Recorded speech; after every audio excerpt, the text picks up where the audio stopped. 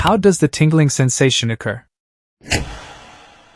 Many people believe that tingling is caused by poor blood circulation. You've probably heard people say things like, "Your blood isn't flowing," or, "The tingling starts because the blood begins flowing again." While these explanations are extremely common, they aren't actually what causes the sensation in most cases. For everyday, short-lived tingling, the real cause is usually the nervous system, not your blood vessels. The human body contains billions of nerve cells that form an enormous communication network between the brain and every part of the body. Every sensation you experience, from the lightest touch on your skin to the warmth of holding a hot mug, is first detected by your nerves. Those signals travel through the spinal cord and up to the brain at incredible speeds, reaching tens of meters per second and, in some nerves, even hundreds of meters per second. The brain then analyzes those signals to determine whether you're feeling touch, pain, heat, pressure, or something else. If that communication is interrupted, even briefly, the brain begins receiving abnormal information, which results in unusual sensations.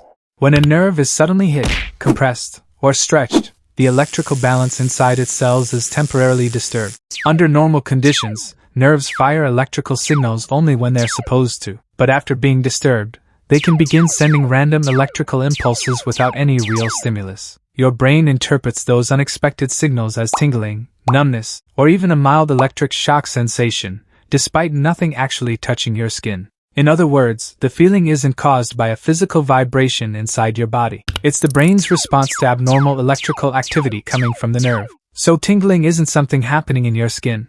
It's a sensation created by the interaction between your nervous system and your brain. One of the most familiar examples is hitting the inside of your elbow against a hard surface. Most people assume the pain comes from the bone itself, but that's not what actually happens. The structure being affected is the ulnar nerve, which runs just beside the bone. Because this nerve lies very close to the surface, it's especially sensitive to impacts. The moment it's struck, the tingling doesn't stay at the point of contact. It often travels all the way down to your ring finger and little finger because those areas are connected to the same nerve. This doesn't happen because the brain gets confused about where the signal came from. It happens because a single nerve carries sensory information from multiple parts of the body, causing the brain to perceive unusual activity across its entire pathway.